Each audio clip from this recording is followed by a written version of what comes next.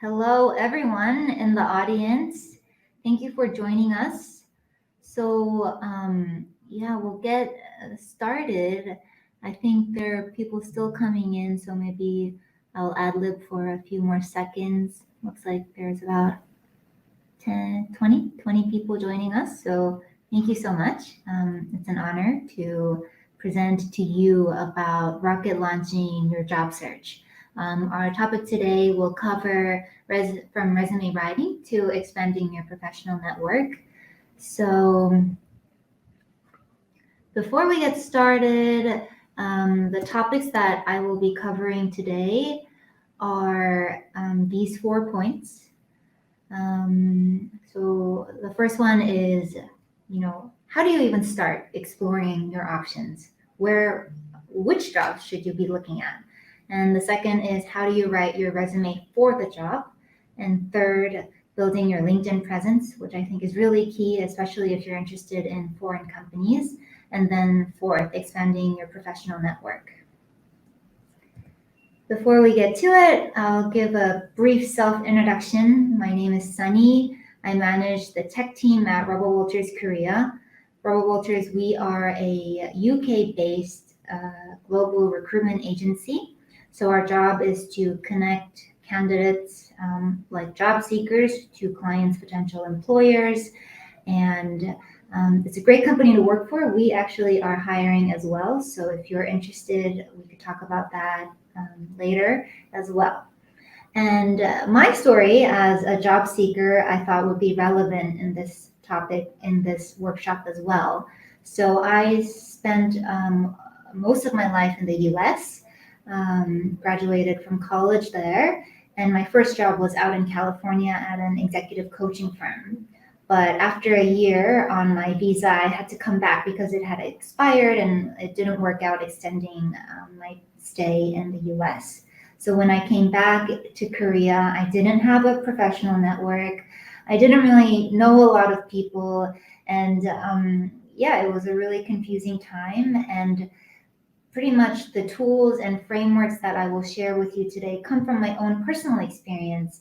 And I want to share my empathy with all of, potential job seekers, whether you are a fresh graduate or you are someone who's in one profession and wanting to pivot to another. It's tough when you're in that situation. So hopefully today's workshop can give you the right tools and a positive attitude to succeed. I would love to get a sense of the room. So it looks like everyone could chat in the workshop room chat. Could you share just a little bit about yourself so I can know who's listening? If you are a recent graduate, when you graduated or your expected graduation year, your major, if it's relevant, and the industry and job you might be interested in working for. So do populate those chats and I will read some out loud to see who's in the room. Good. So someone is in a computer engineering field. Thank you. Great. So a lot of computer science people. So we could definitely have another chat about your career offline, I think, because that's my expertise in tech. Marketing, customer service, travel industry, staffing and gaming. So a lot of you are recent graduates or expecting to graduate in the next year or two. So I think I guessed my audience right. Great. So someone is coming back from military service into the job market. I understand that could be really tough too. A lot of my Korean male friends have that break, and that's another conversation in itself. As a developer, right? So a very popular career track, it seems like. Art direction, HR positions. Great. Yeah. Thank you so much for sharing, and do populate the chat room as we go. Orion from the FKCCI will also be moderating the chat room. And if you have any questions, just let me know. And Orion, you can stop me midst of the presentation as well. So, the first question is, what would be the right job for you? It sounds like a lot of you in the room already have an idea of the type of industry or type of job that you want. But my follow-up question is, why did you choose that job as your interest? And the next slide kind of is my guess about why you might have chosen your dream job or career path. And a lot of people actually choose their job due to external factors. And this could be like family. I went to an undergraduate school that was very famous for its med school. So I had a lot of pre-med friends, and they have to study so hard, and it's a very highly competitive environment. And when I asked them, okay, why do you want to be a doctor? Is it really because you want to save lives or help people? Yes, and a lot of them would say, "Oh, my parents are also doctors," or, it's the thing that my grandfather really wanted me to become since I was a child. So those kind of environmental factors could drive what kind of position you're looking for. Another really important thing is social status, right? What's really trendy these days? What's deemed as a good job? Another big one is money, right? I think all of us are motivated to make a living for ourselves and have high earning potential. Another factor could be, friends or alumni. When I first came back to Korea, I kind of, I don't know, without much reason, went into management consulting internships. I interned at two firms and realized I was quite bad at that job. But the reason why I went into it was because a lot of my alumni friends were already at management consulting firms. So I thought, oh, if, all of my friends are there, I must, fit in there as well. And the last one I thought, a scene from a movie, was relevant because, when we grow up, we kind of see an image. It doesn't have to be a movie, but it's from media, like, oh, like that job looks really glamorous. So it can be really vague and random. But I want to highlight to you that although these external factors are important, and if you're driven by it, I'm not saying you're wrong, but sometimes if you're driven only by these external factors, you could miss out on actually doing the job that you are good at and potentially a job that will make you happy. So yes, I think that the happy job is a job you are good at. I'm very lucky that I found this job over LinkedIn, which is why I want to get to that part later on in the workshop. And I found out I feel like I was born for this role. It uses a lot of my strengths. It continually challenges me, and I see a very clear promotional and development track here. So when you launch your job search, it's very important to think about your strengths. And there are many frameworks available for you to think about your strengths. One here that I've highlighted is the 4 domains of team strengths. If we go over it, executing, it could be something more action oriented. Influencing could be something related to communication or persuasion. Relationship building, people might be really good. You're the peacemaker or you're the conflict resolver in a group, or you just have a lot of friends or people around you. That definitely is my strength as well, and I get to use my strength in my job all the time. And strategic thinking, this is the more, I think, mathematical, logical sense that perhaps my other career option in management consulting required, but it's just not my strength. It's actually my weakness. So this is just one framework, but I think these days there are other popular frameworks, like the MBTI test seems to be very popular these days, and the 16 personality types that lead from the MBTI test can tell you what your strengths and weaknesses are. Another really good one is a test called StrengthsFinder, and that's in Gallup, and there's a free version and also a paid version you can do, which I found really helpful. So thinking about your strengths is very important before you launch your job search. Another way to consider and sort of systemize how you ought to choose your job is in these 4 categories. So Some jobs have a very wide scope of work. A good example would be mine. So every day is different for me, and there are many interdisciplinary parts to it that I have to kind of manage all on my own. We sometimes say we're like mini entrepreneurs, or organization made up of many entrepreneurs. Whereas, in contrast to that, there are jobs that are more repetitive, and sort of you can expect the same thing to happen every day, which, either one could suit you based on your tendencies and your strengths. There are more people-facing jobs, which is like my job, where I'm meeting like 5 to 10 new people every day, and it doesn't bother me. But if this bothers you and scares you, you probably shouldn't take a more people-facing job. And there are more independent jobs where your work is yours and you're expected to do it on your own. So examples might be research jobs, or sort of accounting, and such.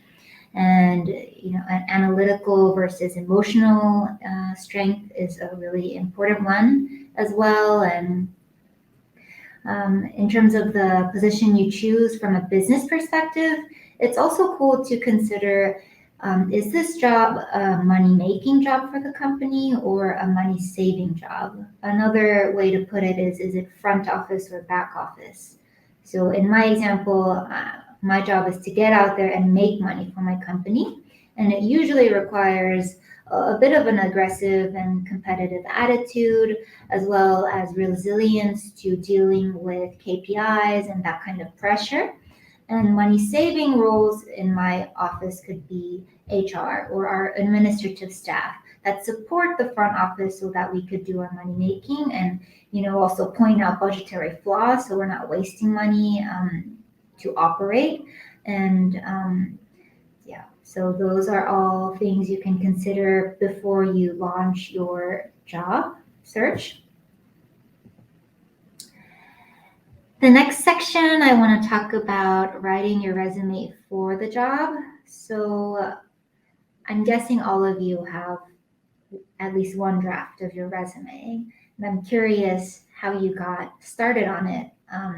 Because usually people start with their resume rather than the job they want to apply to. But it's very important to consider what the job is before writing your resume, because it should tailor to the job. The example I have here is for more of a research or, like education, academic-based position. And if you look at the rubric, the name value of the school you went to and your GPA and such are clearly stated in the rubric, right? But all jobs will be evaluating on a different rubric. So if you're applying to jobs in multiple industries or jobs with different characteristics, you should tailor your resume to the job. And if you were writing for a resume for this particular position highlighted in the slides, you might want to explicitly use words that are in the grading rubric. And if you don't have access to the rubric, a really good place to look at is the job description itself. So if the job description is looking for an energetic, results-oriented person, then your resume should say, as a results-oriented person, I achieved X, Y, Z, and such. So a resume shouldn't be just a summary of your experiences and who you are, but rather really a selling tool of why you should be fit for that particular job. Does that make sense?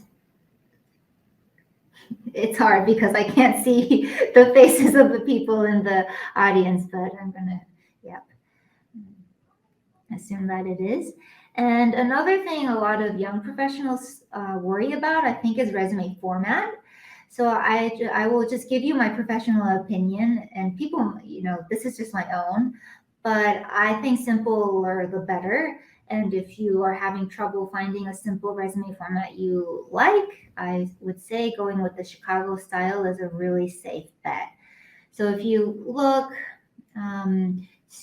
your name, your contact information, a few lines summarizing your experiences and who you are, the elevator pitch of who you are, and a summary of your professional experiences in education.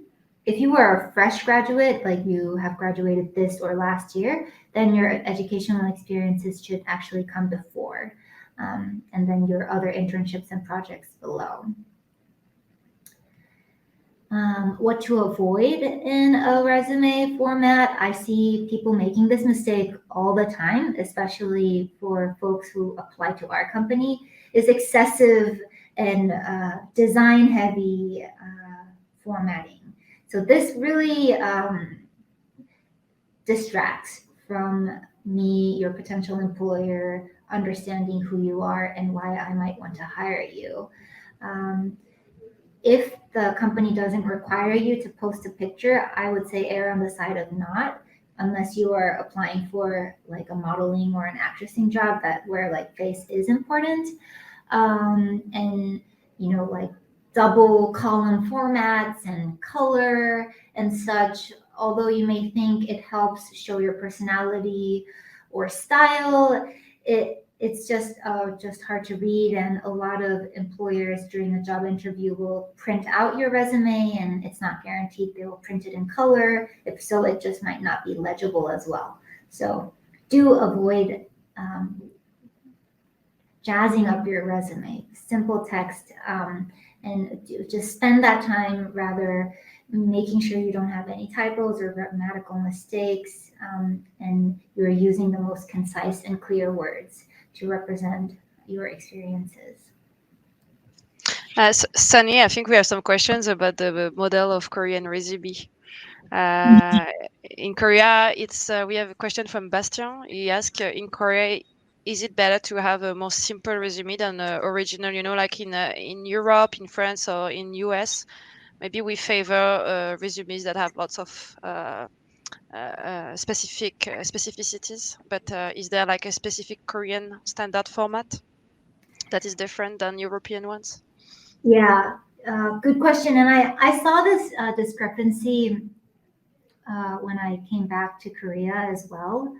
I think the standard, like Korean, like how do I say, like big company standard is like actually a chart, like where it's like name this, age this, and then that chart format. I personally think the chart format is really hard to read, but there are companies that would require you to put your resume in their company standard format. So if that is the case, do follow that.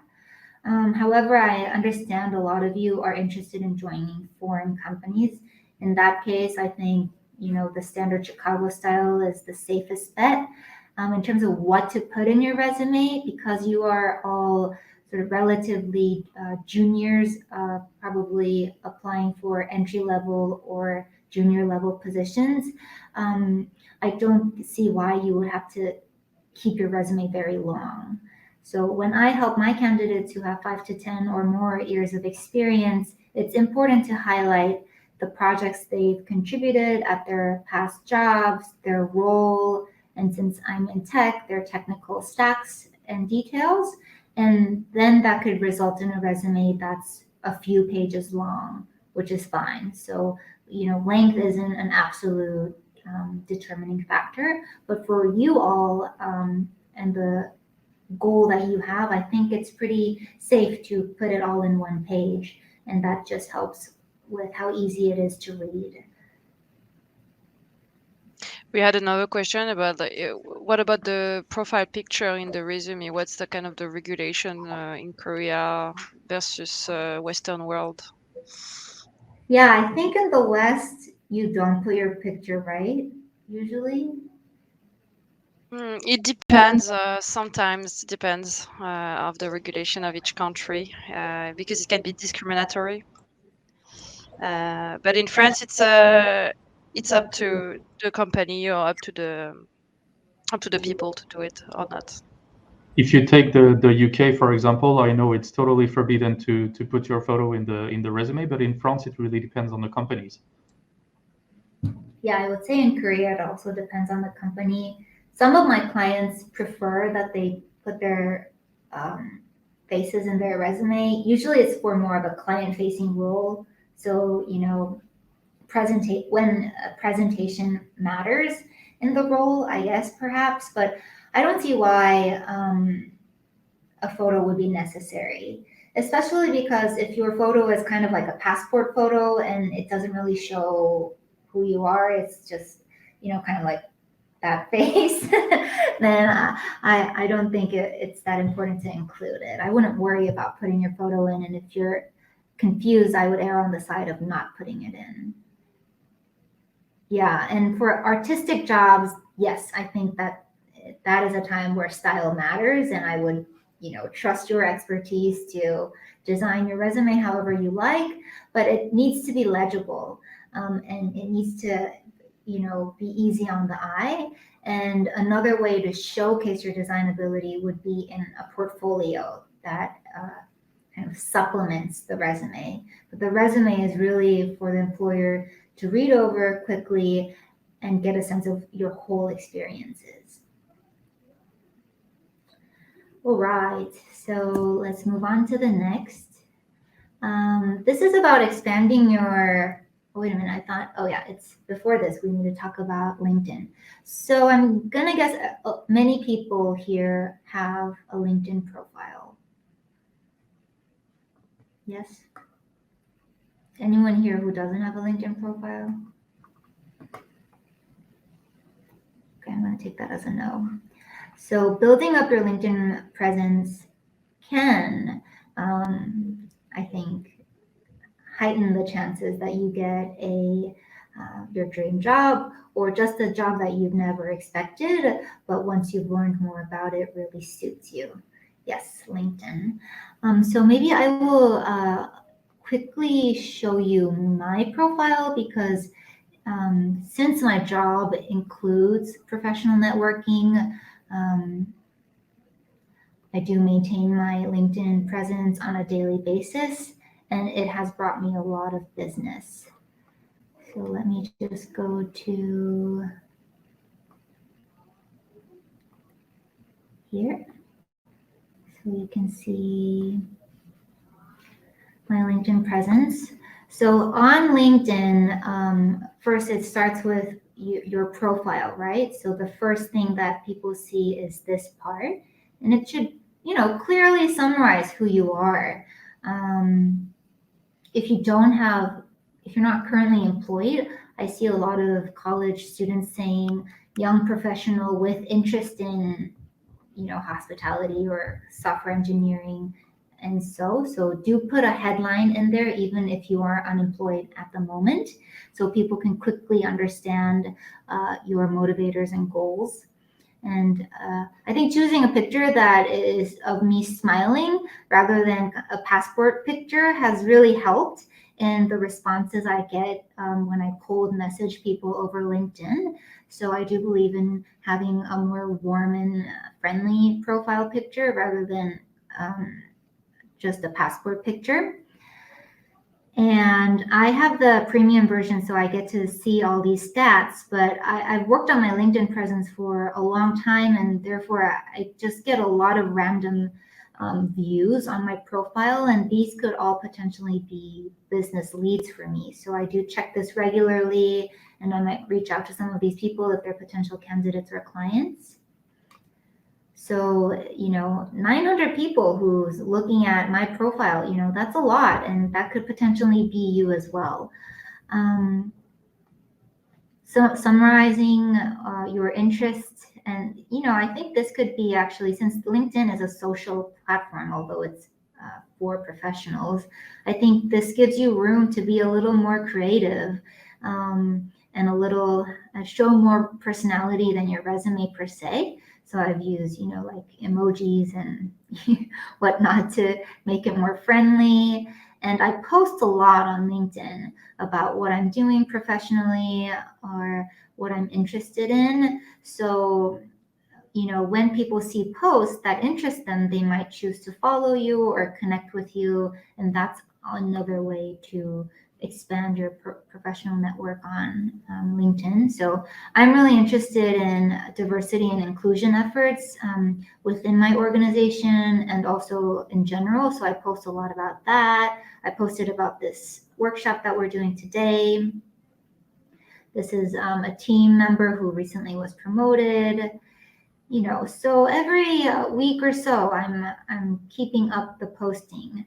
And this is just like any of building your presence in any other social media platform. Consistent and on-brand postings can really help you build that presence online. Let me go back to the PowerPoint. And I hear that a lot of young professionals, when they first join LinkedIn and they don't know what it is, they're afraid to just connect with people. But connect aggressively. The worst thing that can happen is they don't accept your connection request, right? So if you're interested, if your dream job is at Pixar, I would say search Pixar and just connect with everyone that has worked or is working at Pixar, and that will flood your LinkedIn feed with people in that industry, so you can get in on news and events and the happenings and such. And Sunny, we have a question related to that actually. Yes. Lundi is asking if it's common to cold Korean companies to apply for jobs, or is it better, I guess, to just wait for an offer? Good question. So this actually directly relates to my next point, so we can talk about that here. I think this is what expanding your professional network means, is that you are not passively waiting for your dream job to open, but rather you're approaching the world and the job market with curiosity and enthusiasm and a little bit of, resilience to failure. The worst thing that can happen is really not that bad. So putting yourself out there. So I highly recommend you actually cold call or network with someone in the company that you wish to go to, and then see what happens from there. In my job, even though my job is to hang on, can you see me? Oh no, my camera turned off. There we go. So even in my job, where my job starts from clients opening up live positions, but sometimes I have candidates who just love my client and have been interested in them for a really long time, but there isn't an open position per se. But in my role as a headhunter, I'm happy to bridge the two, saying, hey, here's this DevOps engineer. I know you don't have an opening right now, but he loves your product and this about your company. The chances that they'll say no to a coffee chat, I think, is really low. So, a coffee chat could lead to a discussion in their organization about, is it a good idea to hire a DevOps engineer right now? And they may, actually. And there are countless cases where my candidate secured a really good job through unconventional measures that isn't limited to a job opening and you sending your resume there. So on LinkedIn, you're connecting with people and you're seeing all these, feeds and information. If you see someone that maybe you guys went to the same school or you have some kind of connection point, drop them a message saying hi. And if they respond and you seem like there's some good rapport building, do ask them on a coffee chat and say, I'm gonna be near your office next Wednesday. Would you spare me 15 minutes? I'm just really curious about your career path and your office. And I really encourage everyone to try doing this at least once. If it doesn't result you in a position or a job, it will result, I think, just a wider perspective about the world and the market we live in.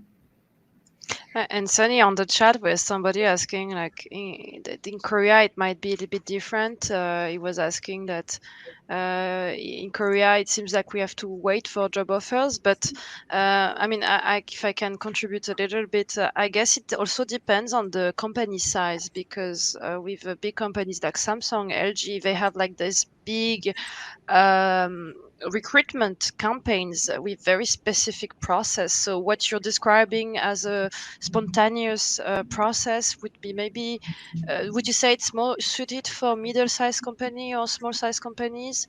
And what about in Korea specifically?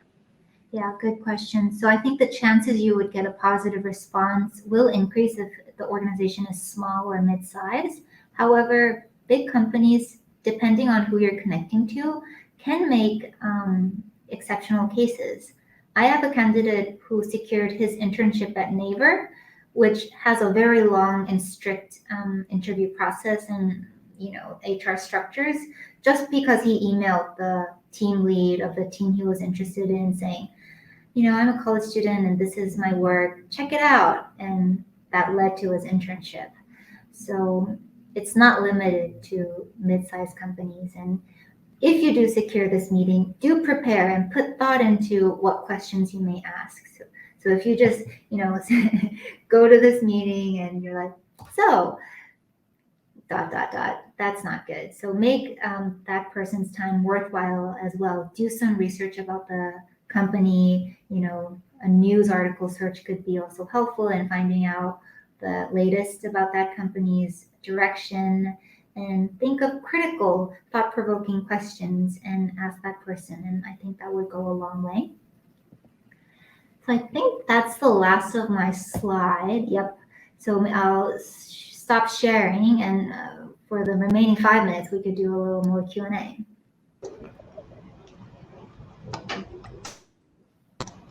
Someone is asking about adding self-introduction videos on LinkedIn. Does that really help in getting jobs?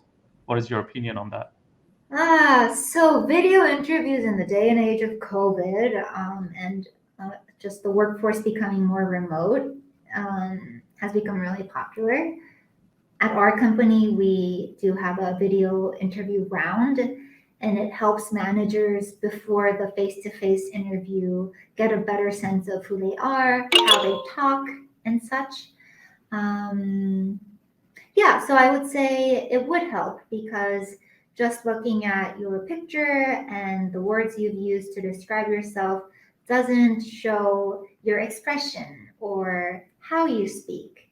And that can hint a lot about who you are. And honestly, for entry or junior level jobs, attitude and personality, I think, are more important than skill and training. Any other questions? Useful putting. We had one on is it useful putting experiences in association activity? For example, like I know this is common practice in Europe or in France at least, to put like that we value a lot experiences we have outside the conventional, the academic path, the professional path, but any extra work we do, association or interest we have, is that valued in here? You think it's useful? Yeah, I think it's useful. In the Chicago format, it always says put your hobbies right at the bottom. And I debated a lot about what to put there, because I don't want to put anything in there that would potentially detract from my potential. I think I put yoga or something health related to show that I take care of myself and I'm a healthy person. But yeah, I think for you, Leo, putting that you're French Korean related, and also in your resume, if you are more than bilingual, you should also highlight that. It could be relevant, especially in global companies. Any last questions before we wrap up?